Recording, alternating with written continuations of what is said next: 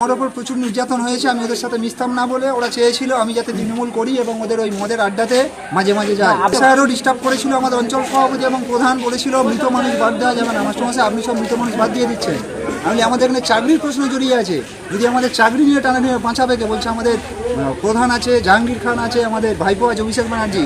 বললাম বিপদে যখন পড়বে কেউ কারোর পাশে থাকে না। আমার যত মৃত ভোটার ছিল আমি ভোটার লিস্ট থেকে সব বাদ দিয়ে নিয়েছি। তারপর ভোটের এই এক সপ্তাহ আগে আমাকে তৃণমূল বাহিনী গিয়ে আমাকে হুমকি দিয়েছে, এমনকি গেঞ্জি টানাটানি করেছে এবং পুকুরে চুমানোর চেষ্টা করেছিল। থানা কোনো অভিযোগ নেমে উঠেছিল মমতা পুলিশ। আমরা চাই মমতা পুলিশ চলে গেছে, এখন তাদের উপযুক্ত তদন্ত করে যারা দুষ্কৃতী বাহিনী ছিল এবং জাহাঙ্গীর খানের উপযুক্ত শাস্তি চাই। রাতপহলি কড়া নিরাপত্তায় ফলতায় ফের ভোট হতে চলেছে। ভোটের আগে ময়দান থেকে উধাও হয়ে গিয়েছেন তৃণমূল প্রার্থী, আর ভোটের ঠিক আগে জাহাঙ্গীরের বিরুদ্ধে স্থানীয়রা ক্ষোভে ফেটে পড়ছেন, একের পর এক অভিযোগ সামনে আনছেন। জাহাঙ্গীর খানকে গ্রেপ্তার করতে হবে, এই দাবিতে সরব হয়েছেন গ্রামবাসী।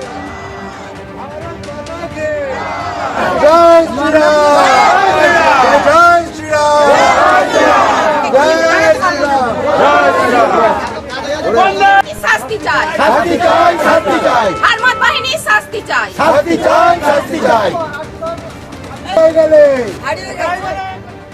আমাদের তো দীর্ঘদিন ধরে বেশ কয়েকটা ইলেকশনে আমাদেরকে ভোট দিতে দেয়নি। আমরা ভোট দিতে গেলে আমাদের মাঝপথ থেকে ফিরিয়ে দেওয়া হতো, বলতো তোমাদের ভোট হয়ে গেছে। এরপরেও ভোটের পর আমাদের ভোট দিতে দেয়নি, তা সত্ত্বেও আমাদেরকে মার্ক করে করে কিছু বাড়ি, বেশ কিছু বাড়িতে ইলেকট্রিক এবং জলের লাইন কেটে দেওয়া হয়েছে। এবং ভোট প্রচারে গিয়ে এটাই বলা হতো কেন্দ্রীয় বাহিনী তোমাদের পাশে কদিন থাকবে, ওরা তো পরিযায়ী, ওরা উড়ে চলে যাবে, আমরাই থাকবো, পরে কিন্তু এর ব্যবস্থা হবে। মেয়েরা পড়তে যাবে, স্কুলে যাবে, কেউ চাকরি করে যাবে আসবে, তাদেরকে ভয় দেখাতো যে বাড়ি ফিরবে তো, তাহলে আমাদের নারীদের সুরক্ষাটা কোথায়? এখানে একটা ক্লাব আছে, সেই ক্লাবে সেই ইয়াং ছেলেদের একটা আড্ডাখানা ছিল, ওটাকে ক্লাব বলা চলে না, একটা মদের আড্ডাখানা।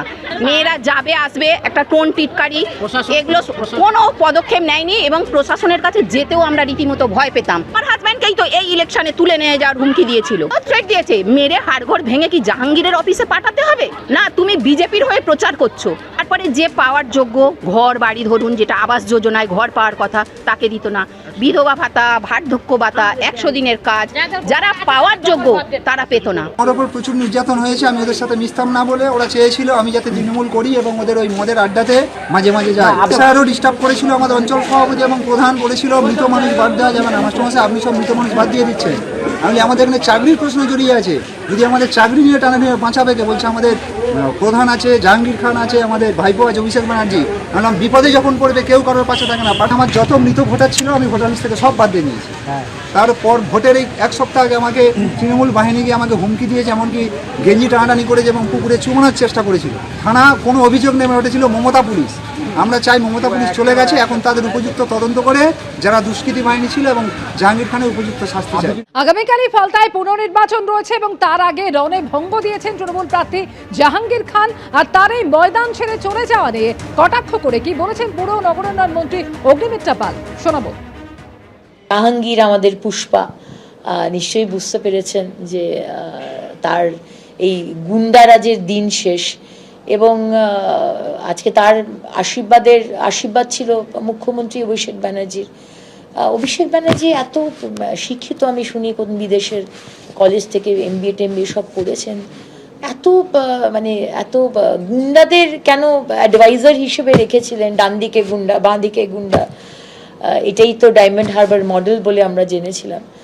এখন বুঝতে পেরেছেন এই পুষ্পারা, যার মাথা থেকে আশীর্বাদের হাত সরে গেছে, সুতরাং পুষ্পারা এখন ইঁদুরের গর্তে ঢুকে গেছে আর কি। এই হচ্ছে ওই পুষ্পাদের সিনেমায় দেখতে ভালো লাগে।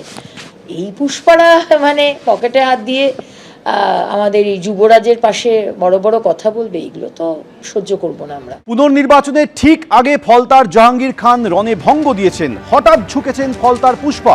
পুনর্নির্বাচনের আগে একেবারে পগারপাড়, উধাও হয়ে গিয়েছে সমস্ত তর্জন গর্জন, লুকিয়ে পড়েছেন জাহাঙ্গীর খান।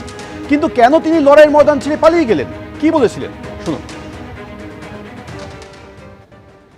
আগামী 21শে মে যে রিপোল আছে, সেই রিপোলের কন্টেস্ট থেকে আমি নিজেকে দূরে সরিয়ে নিলাম। ফলতার মানুষের স্বার্থে, ফলতার উন্নয়নের স্বার্থে, ফলতার শান্তি রক্ষার স্বার্থে আমি চাইবো ফলতার শান্তিতে থাকুক, সুস্থ থাকুক, ভালো থাকুক এবং ফলতায় আরও বেশি বেশি উন্নয়ন হোক। তাই সোনার ফলতা হোক, এটাই আমার স্বপ্ন ছিল। তাই আমাদের সম্মানীয় মুখ্যমন্ত্রী ফলতা উন্নয়নের জন্য স্পেশাল প্যাকেজ দিচ্ছে।